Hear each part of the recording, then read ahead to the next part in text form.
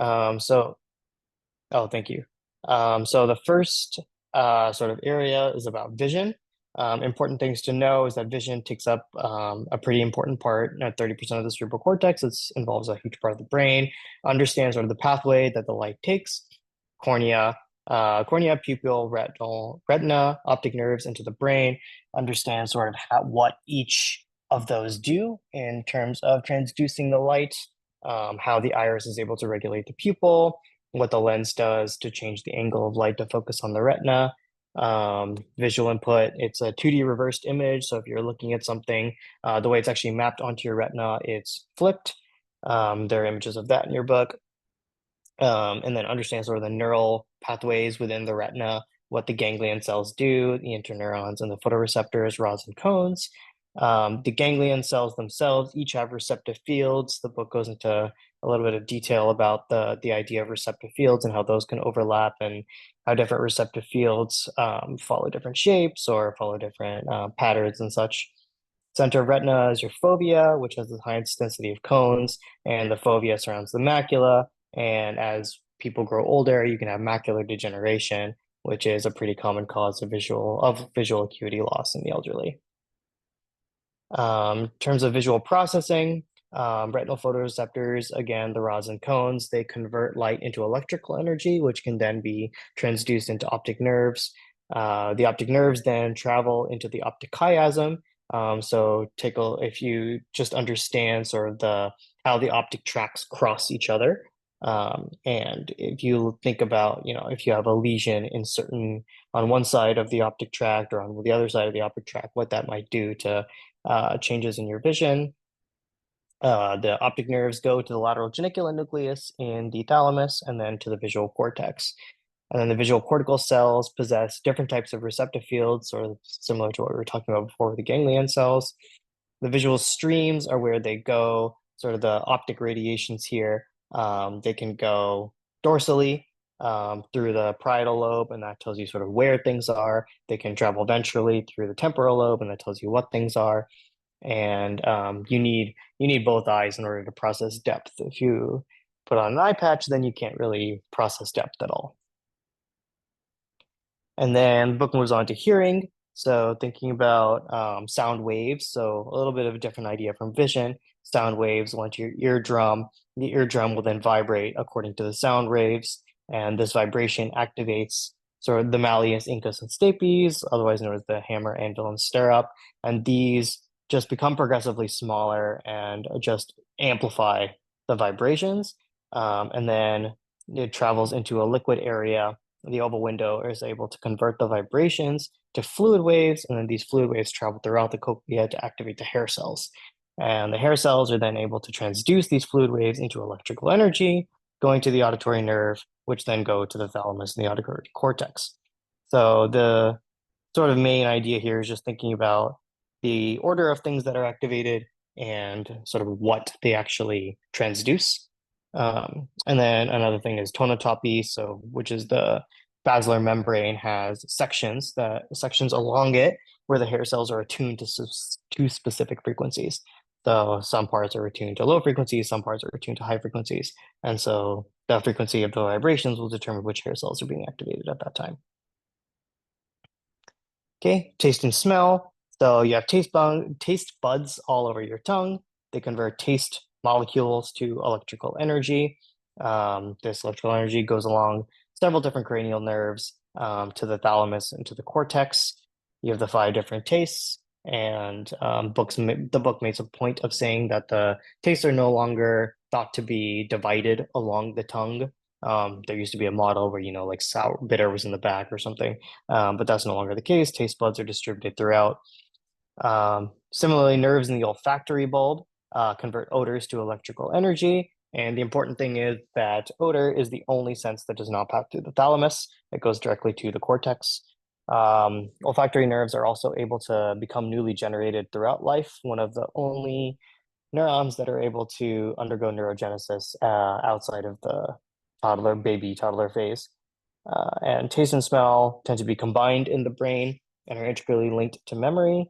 So if you studies have shown that odor is one of the greatest stimuli for bringing back, memories from to the distant past. And this is all within the hippocampus and amygdala area. So touch or pain receptors on the skin. There are a variety of them. They go to the spinal cord. The actual pathways there are less important, but they go up to the thalamus and then to the somatosensory cortex. You have two different types of fibers, A delta fibers and C fibers. The A delta fibers are larger and faster because they're myelinated, and they're responsible for sort of the first pain, as it's called, where you get an initial sharp pain, and then you have the C fibers that are activated. They're smaller, slower, and they're responsible for sort of the second, more throbbing pain that persists for a while. The homunculus is the representation of the touch map in the somatosensory cortex, as seen here on the slide. So the hands, the mouth, the feet, those are sort of the areas that have the greatest representation, as those are sort of very important for sensing the world around you. And inflammation. So when you're injured, the reason that, in addition to the C fibers being slower, the reason that the pain persists for a long time, possibly days, is that you have repeated release of inflammatory modulators that maintains the pain response. As the body is trying to heal, the method of healing involves tissue breakdown through inflammation, and that is sensed as pain. And endorphins, natural analogs of opioids like morphine and such, are produced by the body to relieve pain. I see a chat here. Okay. Okay. To relieve pain. And so this is how, some people are better at tolerating pain than others, just involves around, how many the genetic predisposition to release more or less endorphins in response to pain. So then movement. Skeletal muscles are controlled by the brain and the spinal cord. So the brain, the cortical spinal tract goes down from the brain to the spinal cord, and then an alpha motor neuron leaves the spinal cord and connects to the motor neuron. No, sorry, to the muscle itself. The connection, sort of the interface between the alpha motor neuron and the muscle, is called a motor unit. ALS, Lou Gehrig's disease, the thing that Stephen Hawking had. This is degeneration of alpha motor neurons.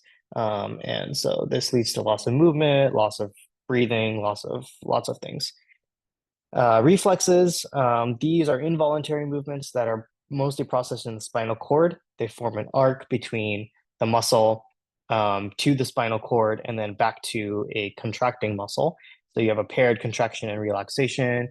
For example, if you do the knee jerk, where doctor hits your knee with a reflex hammer, you have activation of the quadriceps as well as activation of antagonist muscles to ensure that the quadriceps activation doesn't like fling your leg too far. Muscle spindles give you information about muscle stretch and length, and these are controlled by gamma motor neurons. And you also have Golgi tendon organs, which give the brain information about muscle tension, how much tension a muscle is under. So then the basal ganglia is, it's an area that, so the motor cortex, you have the prefrontal cortex, the premotor cortex, and the motor cortex. These are responsible for sort of initiating movement, planning movement. Then you have basal ganglia that's responsible for coordination, and really like intricately controlling the finer aspects of movement. So you don't really need to know like all of these different circuits, but just sort of be familiar with the basal ganglia itself, and also the diseases that can impact the basal ganglia, which include Parkinson's disease, which are death of dopamine producing neurons in the substantia nigra. So going back here, that's this area, substantia nigra reticulata here, and the substantia nigra pars compacta here. So both of these, I think it's mostly the SNC, where the dopaminergic neurons get destroyed in Parkinson's disease. And so, as you can see here, the dopamine is responsible for activating the striatum. So without dopamine, you just have aberrant oscillations that get created in the basal ganglia. And so that's what's responsible for the tremor that you see in Parkinson's disease. Huntington is a genetic condition. You just get genetic death of acetylcholine producing neurons in the basal ganglia. And this leads to choreiform movements and just loss of coordination and eventually personality disorders and loss of memory and eventual death. And cerebellar degeneration This can be through a variety of conditions, but most commonly alcohol and strokes, and this can lead to loss of coordination and balance. So going over thinking and concepts, this is a pretty large topic. The book gives you a lot of really good broader examples of this sort of thing, but just details to keep in mind. There are these things called concept cells, single cells in the temporal lobe that fire in response to specific objects. For example, specific faces will activate specific cells. If you do lose your hippocampus, the hippocampus is responsible for encoding sort of what you sense in the environment into short-term memory. And so if you don't have your hippocampus, you can't really form new memories. You have two hippocampi. Loss of one is okay. Loss of both, as in patient HM, he was not able to form any new memories, but he did not lose memories of his past, as long-term memories actually get consolidated from the hippocampus into the central cortex. So the cortical memories persisted in patient HM. So he still remembered how to get home, but he couldn't learn any new things. Fusiform face area for phases, parahippocampal area for places. fMRI, functional MRI, is a device that's able to study activation of brain regions. So people go into the fMRI machine, be asked to do specific tasks, and then you can study sort of what parts of the brain light up in response to specific tasks. And then finally, the prefrontal cortex is pretty important for making us human. What makes us human? It gives us higher level executive processing and things beyond what other animals can do. Language processing, so no Broca and Wernicke's area, both are in, well, the Broca's area is in the frontal cortex. Wernicke sort of spans temporal and frontal. Broca's for language production, Wernicke's for language acquisition. So aphasia is difficulty in speech. There are many, many different types, but Broca and Wernicke's are the two most important to understand. You have Broca's aphasia, lesion in Broca's area. You can't really produce speech, but you can still understand, and then vice versa for Wernicke. And then pure word deafness, if you have damage to both hemisphere temporal lobes, then you just can't understand words at all, but can still talk and such, and still understand like music and things. And then FOXP2 is a language associated gene that the book brings up. And that's it. So we can talk about specific questions now, or we can head in. If people have questions, yeah, go for it.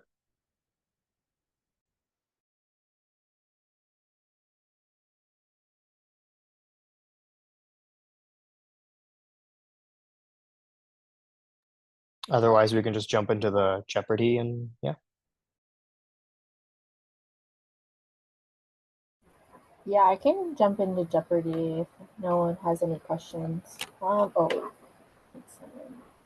Okay. So Natalie's asking how many meetings we're gonna have like this.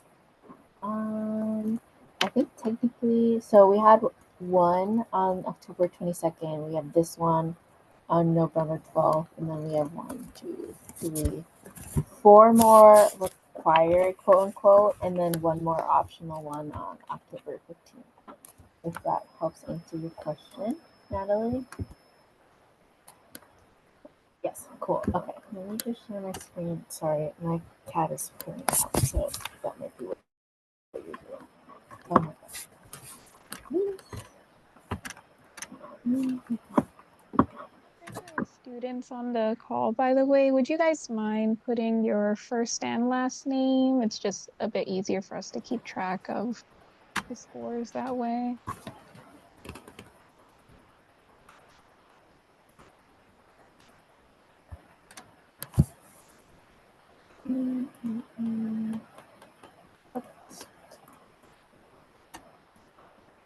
Okay.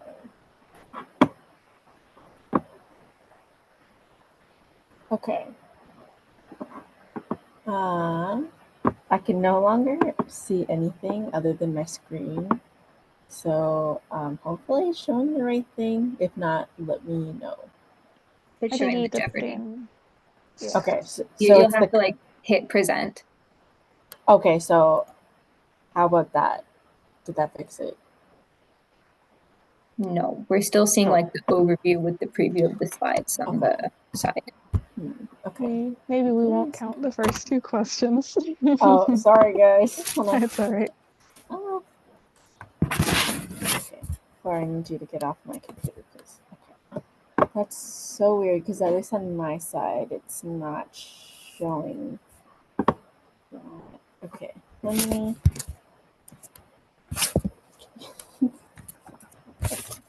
Let's see.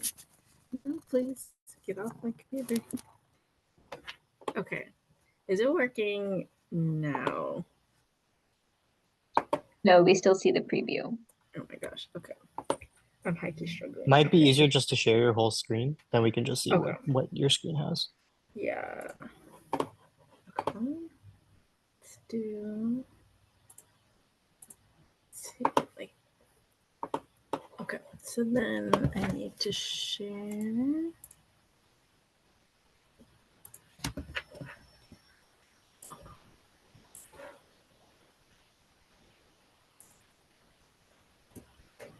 Okay. Is it showing properly now? Yeah, perfect. Okay. Okay. Cool. Sorry, guys.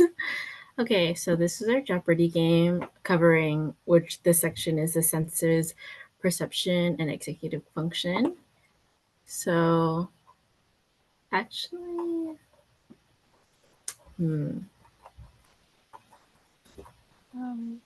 Just to let you guys know, this is our first Jeopardy game, so thank you guys for putting this together. And the way that we're going to do the scoring is once the question is shown, you'll have a certain amount of time to answer, and whoever puts the correct answer in the chat first will be the winner. sorry, hold on. For some reason, my title slide was deleted. So Oh, you're good. And see if Annalise, this- do you know how long the students Okay, are given to cool. answer the questions? I Share think the it's supposed to screen. be as soon as you read the question, the first person who can answer it.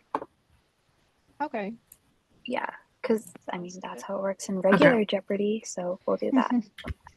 Okay, cool. I think hopefully it's showing the correct thing now, which is just the normal slide. Yeah, that looks Okay, so I guess since we don't have a winner right now, if someone wants to pick either category points, then we can just go from there.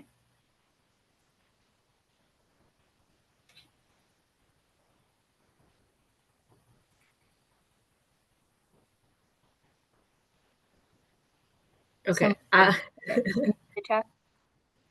I can't see the chat, Okay. so Someone someone- said senses and perception for 200. okay, perfect. So we'll I start can read there. the chat up for you. Okay, thank you. Yeah. Okay. So this question is, how many olfactory bulbs does a person have? Someone already said 2. It looks like. Perfect. Got it. Yes. Good job. Yes, the answer is 2. And then whoever got what happened? Oh my gosh. I'm sorry for these technical difficulties. There's something weird happening with this computer.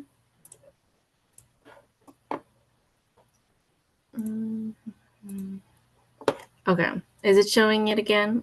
I don't know why it didn't go all the way back. Okay. Now we cool. see the board again. Okay. For some reason, I must have clicked a different. Okay. So whoever got it right can choose the next category and points. All right, so Natalie got it right.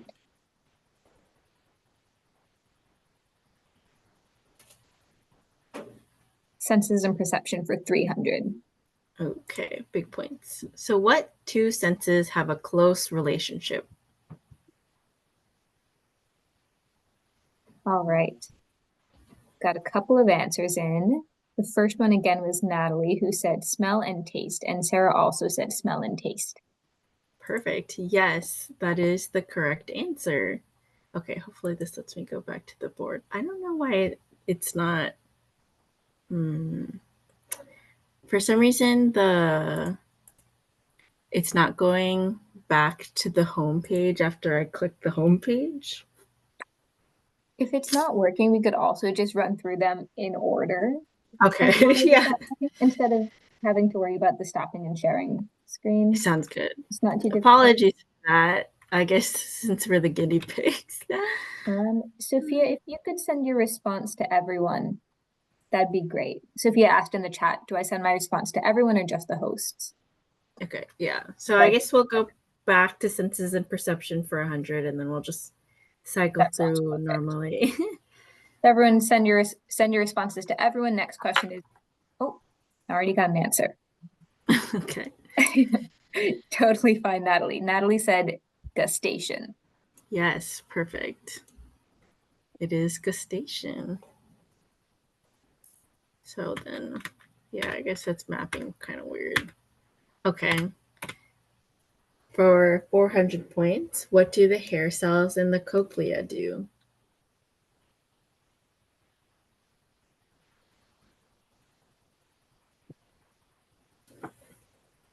Right, it's taken some time for some answers to come in.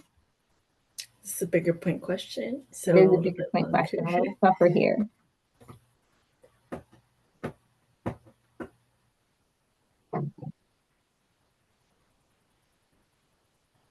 All right, got a longer answer. Someone said, let's see, Natalie again said, converts vibrations caused by sound waves into electrical signals that are transmitted by the brain.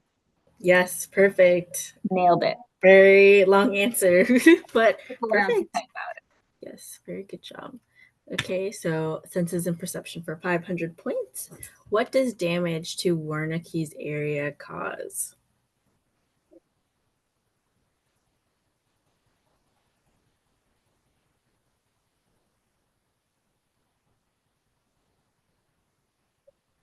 Natalie said aphasia. I'm going to ask a little bit more specific. What type of aphasia? See, Teju, is that how you pronounce it? Said Wernicke's aphasia. Yes, so that is the name of the aphasia. So, but a little bit more of what exactly does Wernicke's Sophia aphasia? said understanding aphasia. Language comprehension. We got some language comprehension, difficulty in writing and understanding language. Yes. So usually when we talk about Wernicke's area, we say it's the inability to understand what is being said. You're correct that it is an aphasia, but for example, we can have Broca's aphasia and Wernicke's aphasia. So knowing exactly what that aphasia causes is a little bit what they're more likely going to look for. So then our next section is touch and pain for 100 points. So what is the name for the primary sensory area in the cortex?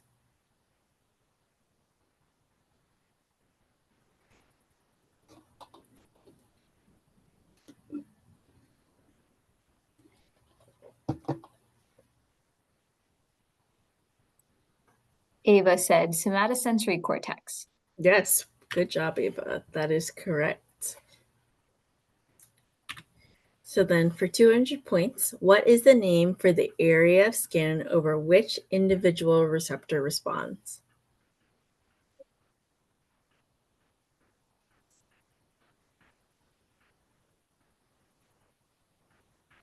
Sarah says dermis. Natalie said sensory neuron. Yes. So I guess in this case, this can kind of refer to the name as it applies to multiple senses. So we call this maybe the same thing in like touch and also in sight. There's a specific word we use. Natalie says receptive field. Yes, perfect. Sorry, that might have been too general, but yes, the receptive field.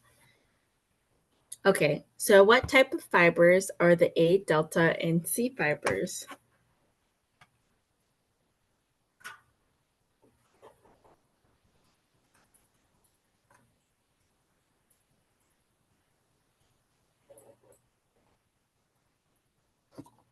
Ava says sensory nerve fibers. Maybe a little more specific? Yes, a little bit more specific. What type of sensory nerve fibers? Natalie says polynodal. Oh, okay. That one's complicated. Let's think about what are these fibers sensing specifically? What type of sensation are they responsible for carrying? Is that more on the right track, Kate? More so it's like so when we're talking about fibers, we have fibers that bring information to the brain, and sometimes we have fibers where that brings from the brain information to the periphery. So Teju said afferent fibers. yes, perfect. So they are peripheral afferent fibers, but yes, afferent fibers, the trick that at least I used when I was taking neuroscience is the A is for arriving. So this information arrives in the brain. Okay, so what does hyperalgesia in chronic pain caused by? This one is a little bit of a longer one also. A good question, though.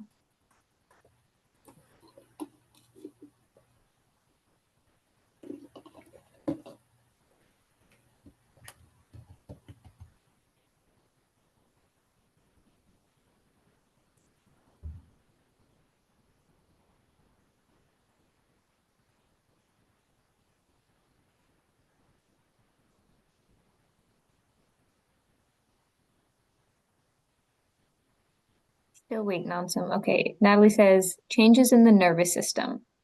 Yes, so a little bit more specific. So there are kind of two things that hyperalgesia is associated with. This might be also too specific. Natalie says PAF, and as an acronym, which I'll be honest, I'm not quite sure what PAF stands for here. Yeah. Could you spell it out, Natalie? Is that Platelet peripheral activating afferent fibers? factor. Okay, that's very specific. Allergic So- response.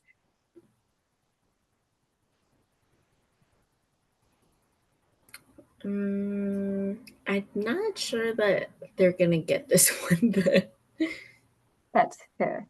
Maybe we can see the answer for it, and then yeah, Ava says injury. Natalie says, sorry, close. I'm lost. That's okay. Okay, so when we're kind of talking about the nervous system, there's these things that we can describe kind of the reaction. So like in the brain, we can have like excitation. So when the stimulus happens, it causes our brain to fire or neurons to fire. But we can also have inhibition. So when we have the stimulus, it also prevents stuff from happening. So in hyperalgesia, this enhances excitation. So normally, let's say when you have pain, right? If I pinch myself, that should hurt. But in people with hyperalgesia, just by touching my skin, that could also cause pain, and that's the enhancement of excitation. And similarly with depression of inhibition, so normally, again, there are things that our body won't react to, but if we get rid of these inhibitory kind of pathways, then this also causes hyperalgesia. So there are different type of mechanisms where hyperalgesia can come into play, but specifically kind of these two pathways are usually how it comes about. Okay, so then for touch and pain, for 500 points, what did animal experiments involving electrical stimulation of brain areas show? And specifically, again, this is towards touch and pain.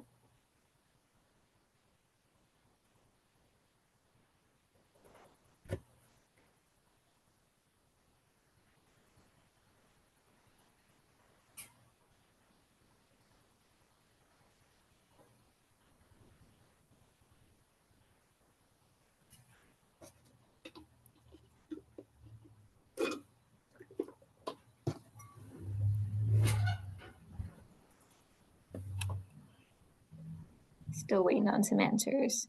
Yeah, this one's a tough one. Yeah. Gotta Natalie earn the says 500 muscle points. twitching. Sophia says long-term potentiation. Ooh, those are both good answers. So this is more specific regarding electrical stimulation related to pain. It was in one of those fun fact areas of the textbook.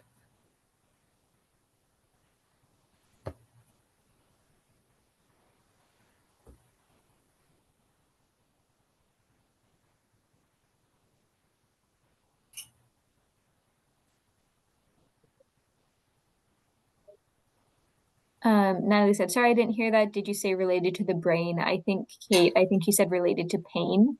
Yes, related to pain. So in one of those more fun fact areas of the textbooks.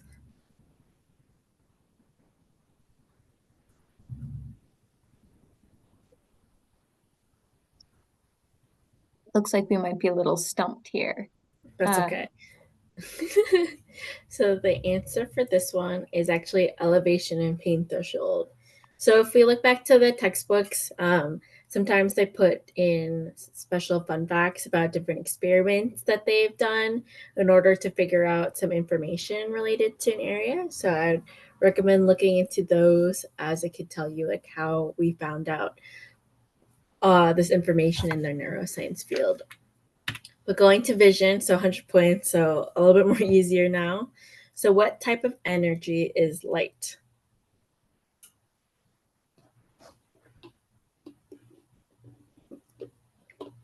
Sarah says wave. Natalie says electromagnetic. Yes, electromagnetic. Yes, perfect. Good job, guys. Okay, so then our next question for 200 points is, what is the term for conversion of light into electrical signals in the rods and cones?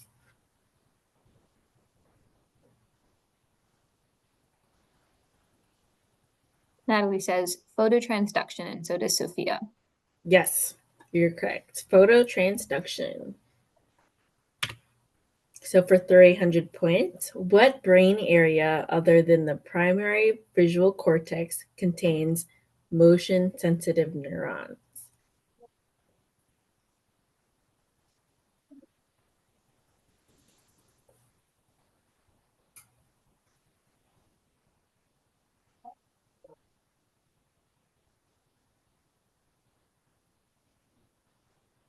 Natalie says superior temporal area.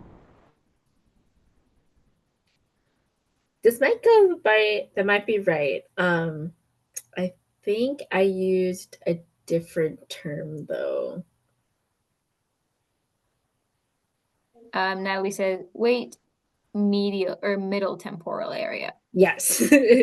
Yes, the MT, or they also call it the V5 area.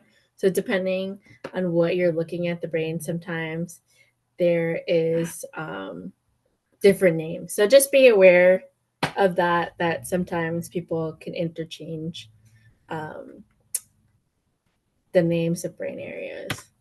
Okay, so for 400 points, how many photoreceptors are arranged across the surface of the retina?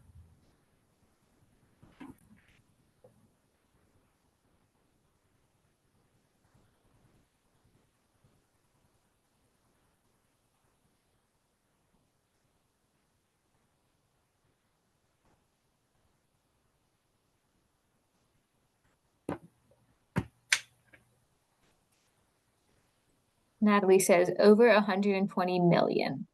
Yes, And good job. seconds that, as does Sophia. Sophia Yes. says 125 million.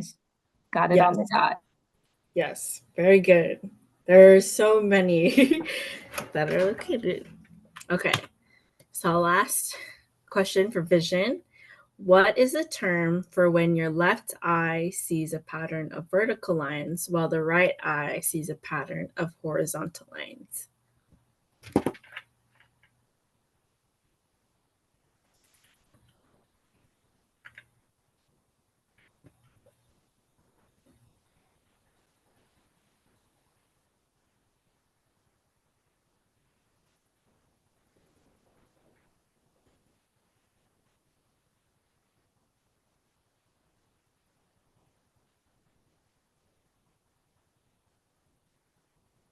I think we're taking some time to think here. This is a good, tough 500 point question. Making you work for those points. Yeah, yeah. A lot of neuroscience is knowing those very specific terms. Natalie says metamorphasia. No. I'm looking for a 2-word phrase. Teju says binocular something. Sophia says optical rivalry. Yes, so specifically it's called binocular rivalry. Put those two together. So yeah, it's really close. We take half of one person's answer and half of the other answer. Perfect.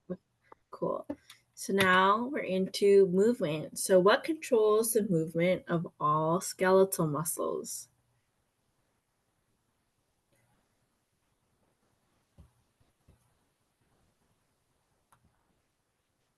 Sarah says neurons. Close. So at least for this one, I'm thinking of the larger Eva organ. says nervous system. Yes. So specifically the central nervous system is where we think of what controls the movement. Okay, so what's the name of the functional unit for the alpha motor neuron plus all the muscle fibers it controls?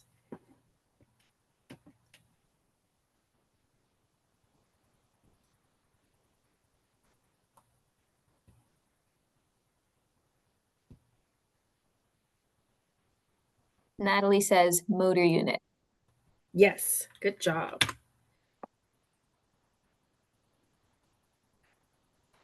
Okay, so what type of movement involves the synchronous activation and inactivation of motor neurons controlling agonist and antagonist muscles?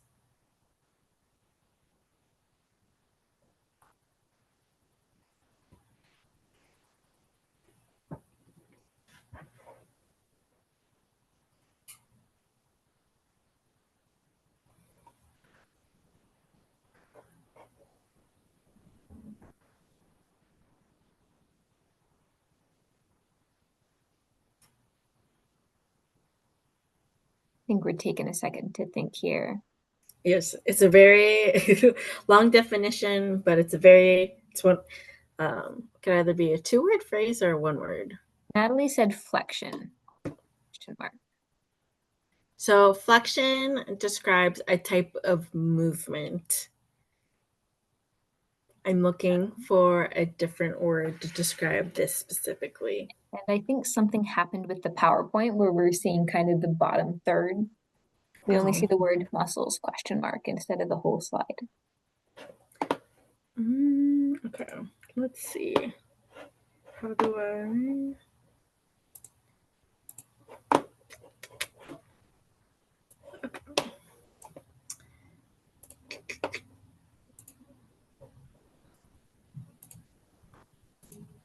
Okay. How about that? Is that showing correctly now? Now we're seeing the top 2/3. So it's like mostly black screen and then we see the top part of the question. Oh my God. And then Eva said reflexes for this Yeah, question. it is reflexes. Good job.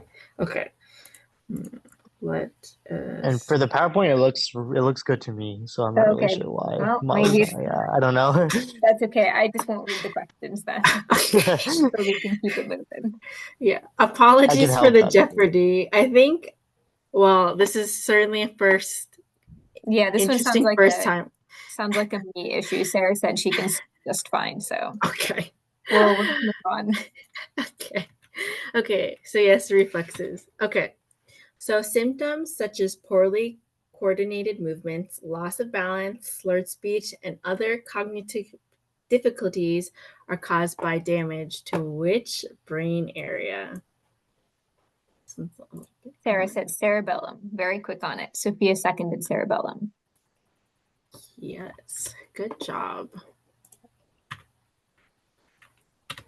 Okay, so for the 500 points for movement, what disease is caused by selective loss of inhibitory neurons in the basal ganglia?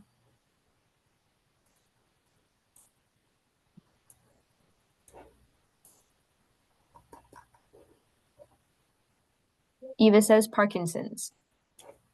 No.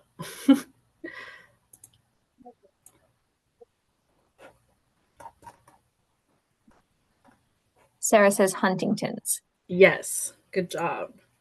So it is actually Huntington's disease. So Some of these diseases kind of sound similar, but they all have different names because they have different mechanisms or causes. So in this case, this one's Huntington's.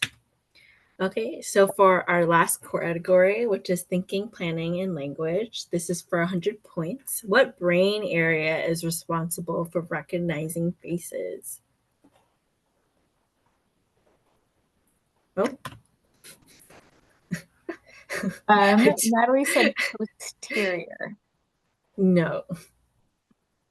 But I think I accidentally showed the answer too. Let's see if you saw it. My screen's still messed up, so I didn't see it. I'm on the struggle bus today. This is what I get for trying to have multiple screens to make this more efficient. It's tough. It's Natalie says fusiform face. Yes, so you are correct. The fusiform face area. Okay, so what's the term for language disorders? So we talked about this earlier. You guys got it earlier.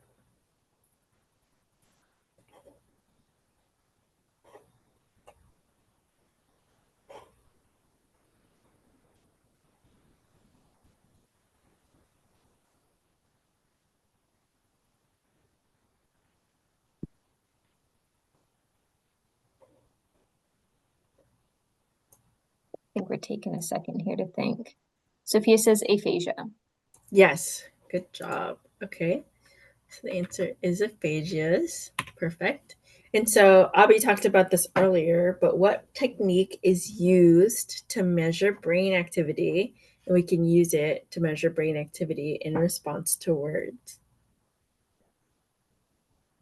Natalie says EEG. Oh, that is technically right. I was thinking of a different kind. This Eva is more. says MRI. I think what we're going for here is like a way to measure the brain activity in response to a stimulus. Is that correct, Kate? A good way to. Yes. Okay. Yeah. So technically, the EEG is correctly. So I may have worded this. I was more going for what imaging technique is used to measure brain activity in response to words.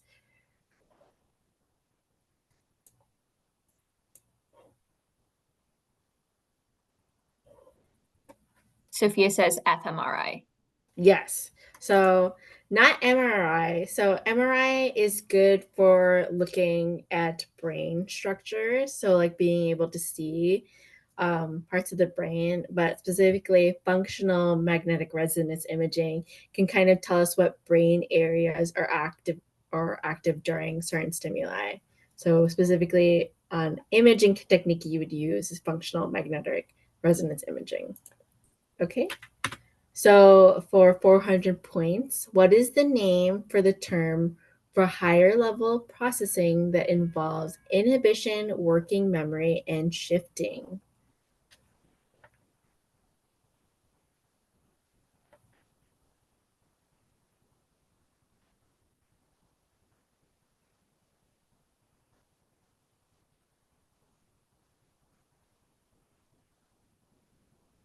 Natalie said executive functions. Yes, good job. Executive function. Okay, so the last one before we get to Final Jeopardy. What is one of the last areas of the brain to mature?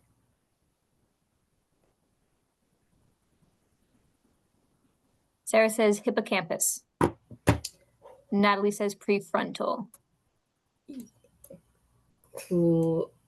That's pretty on the money. There's a specific part of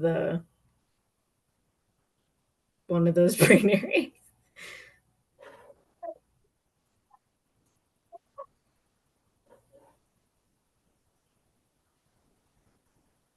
Oh, wait a couple seconds. If we don't, it's really close.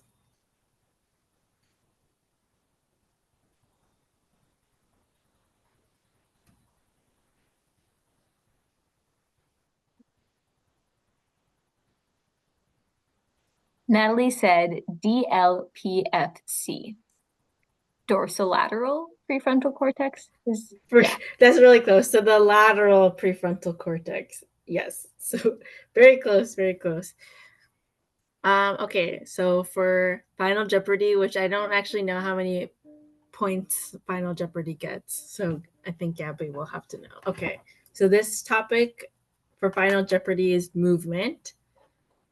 Wait, can I So just interject here? yes. So the way we'll do the Final Jeopardy is everyone wagers a certain amount of points, and then we go through the question, and then then they answer the question. If you get it right, then you get the number of points that you wagered, or you lose the amount of points that you wagered. So maybe we could do everybody pick a number of points to wager between 1 to 1,000. And then type that into the chat, and then we'll record that, and then we'll go to the question. And should we change it this time where they just message the hosts so they're not influenced by other answers popping into the chat? Yeah, that's a great idea.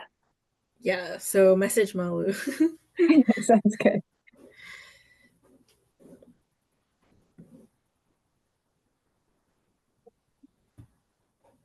So message me. Or I guess, Gabby, are you the one keeping track of points here?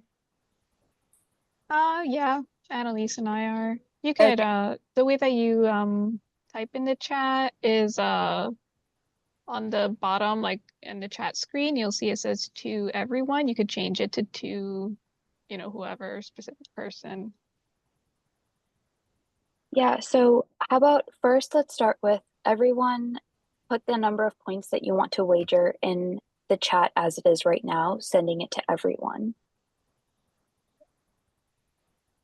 And then we'll wait for those to come in, and then we'll change it. We'll go to the next step after that. Okay, so Natalie's doing 100 points.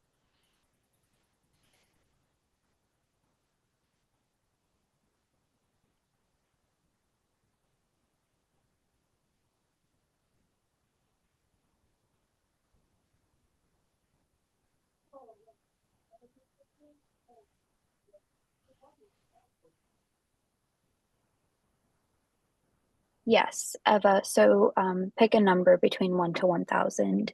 So you could either gain those points or you could lose that. And there's a chance that you could even go into the negatives, and then you'll just lose your points. But you could also make an extra 1,000 points if you get the answer right.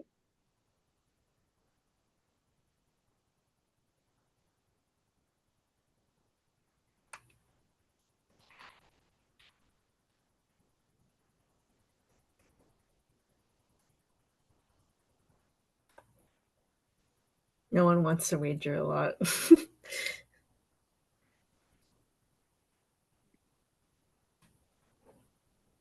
think we have everyone. I think we need an answer from Sophia and Sarah. Oh, I think she messaged me directly. So Sophia said 300. Okay. And then Sarah, what would you like to wager? Okay, awesome. So now everyone in your chat where it says message to everyone, I think, oh, I might be able to change this setting.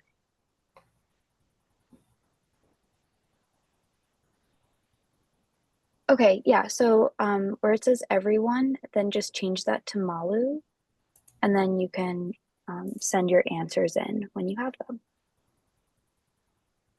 Okay, awesome. Thanks, everyone. Okay. So we're good to show the question? Yeah, go ahead. Okay, perfect. So for all the marbles you bet. Okay, what ion is released inside each muscle fiber to trigger contraction of muscle fibers, which in turn produces force and movement?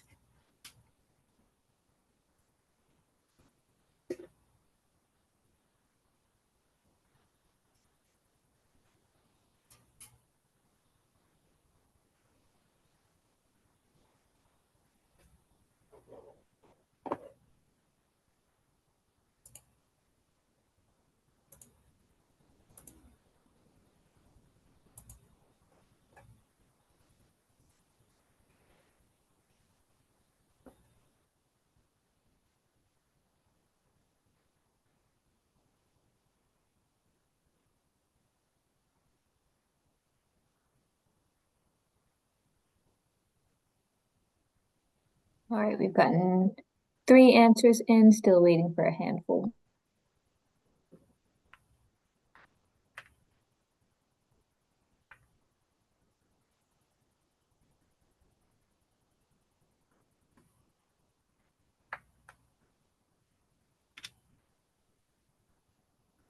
I think I'm waiting on one more here from Sophia, I believe.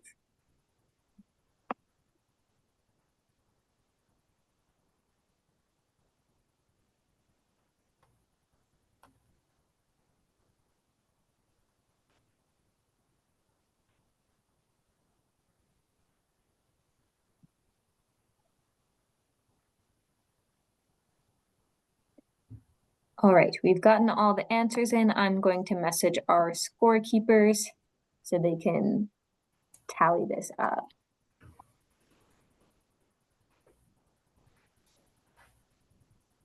Awesome. And while we do that, I guess if there are any questions that you have lingering, because this is our last activity for the day, now would be a really great time to ask them.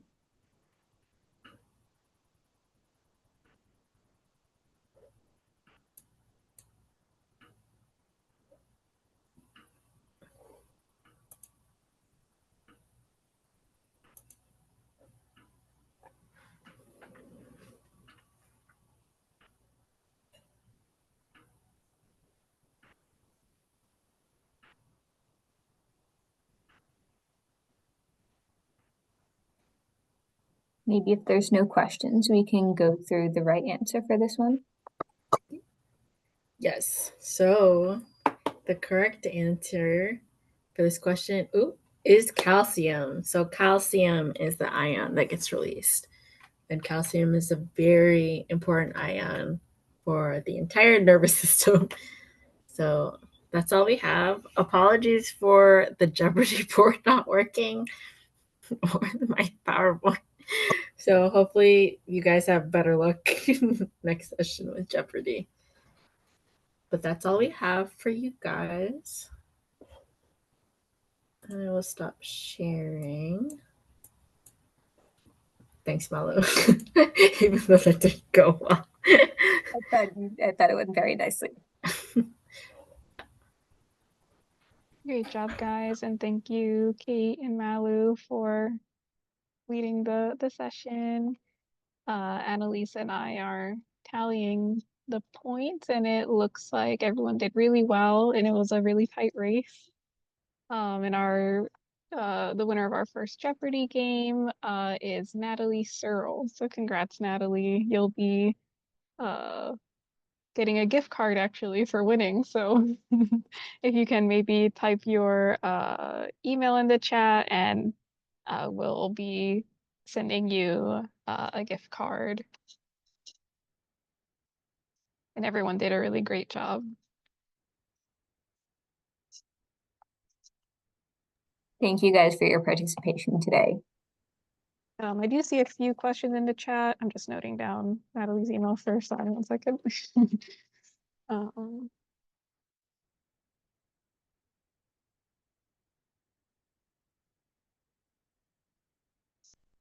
Perfect. So I hope you guys had fun. How'd you guys feel about the lesson and the Jeopardy game? And I also see some questions in the chat that we'll address as well. But first, how did you guys all feel about the lesson and the Jeopardy? Did you feel like you understood it, or anything that you feel would benefit you more, or that you particularly enjoyed?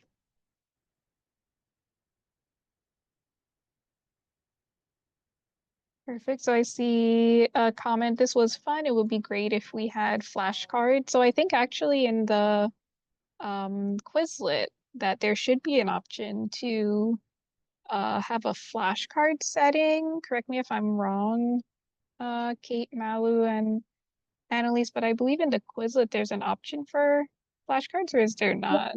You're correct. There should be an option for flashcards in the Quizlet. Okay, perfect. Yeah, let us know. Maybe take a look at the Quizlet, see if you have any questions. We can help you out if you can't find the flashcards. Sarah said she enjoyed it. Natalie says access to the slideshow. Yeah, so we'll that's a great question. We'll send out the slides so you guys have access as well. And this meeting Okay, should so also be recorded. yes, the meeting is also recorded. Sorry, you guys are sending me direct messages, so I'm getting all the questions. So some students I think aren't receiving the Quizlet. So it could be we have connections with your teachers. And so we email them the Quizlets and the materials. So maybe you can ask your teacher, maybe there's a way that we could even update the contact info so we send it directly to you guys, or maybe your teacher hasn't been able to send it to you guys yet. But yeah, so we're sending your teachers the Quizlets for them to then send to you guys. Did you ever receive the October Quizlets? Yes, okay. Okay, cool. I also saw another question about that there will be a large event in March, and what is the details of the event. So essentially we'll be meeting once per month to go over the Brain Bee curriculum. And then this is all leading up to an event in March where we will have our local Jacksonville competition where all schools across Jacksonville that are involved in this competition will come together and take part in the, Brain Bee local competition. So essentially, we'll have some activities for you guys that day, and you'll compete to be the regional winner. And then the winner of the Jacksonville Brain Bee, we will send all travel expenses paid to the national competition. And so there's a local Brain Bee. The winner of the local Brain Bee goes to the national USA competition, and then the winner of the USA competition goes to the international competition. And so our last Brain Bee winner was sent to the national competition in Orlando, Florida last year. We're not sure yet the location of this next year's national competition. Last year was Orlando, the year before was somewhere in California. So it's just a great experience. But even for those that are just taking part and don't necessarily go to nationals or want to go to nationals, it's still a great experience for just getting exposure to, a career in STEM.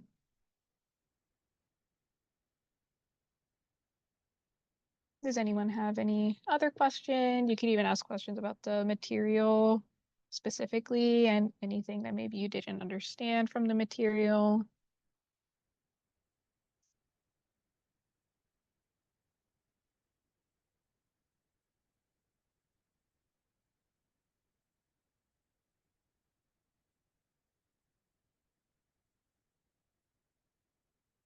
So another question is, how would you recommend studying for the tournament in March? Should I study twice a week? I think, and you guys could put it, you could message everyone too, because I'm getting all the direct messages. But the way that you would study is essentially going through the two textbooks that we're covering. It's the oh, it's only 11 chapters. Okay. So you would go through the two curriculum, the two textbooks that we sent out, Brain Facts and the Neuroscience textbook. Does if anyone doesn't have that textbook, let us know. And really that's your entire guide for competing in the tournament. Everything you need to know is in there, and we will also give some additional neuroanatomy lesson plans. And we also may add on just some stuff for your knowledge that we think is cool. So Sarah says she doesn't have the neuroscience textbook. Which school are you from, Sarah? I can get it to your teacher to make sure that we get that to you. Oh, Stanton. Okay. We're actually gonna yeah, be sending that to you guys. I'm in contact with Miss Krieger. So we'll get that out to you.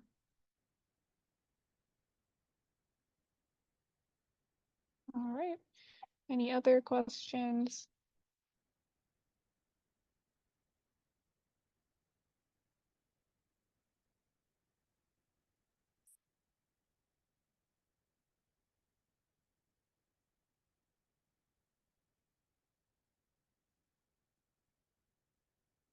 Natalie, I'm not sure if you have the book. Are you also from Stanton, Natalie, or which school are you from? I can, Fletcher, I can send out the textbooks again just to make sure it gets out to you guys. Because last year the neuroscience textbook wasn't included really for the competition, but now the nationals are recommending it. So it is a new textbook. Okay, so I'll make sure I get that out to your teachers.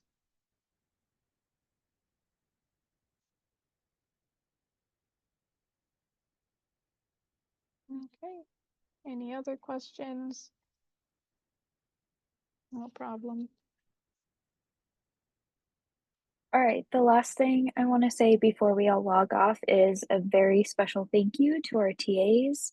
So Abby, Malo, Kate, thank you so much for all the effort that you put into making the presentation and the Jeopardy game and for teaching today.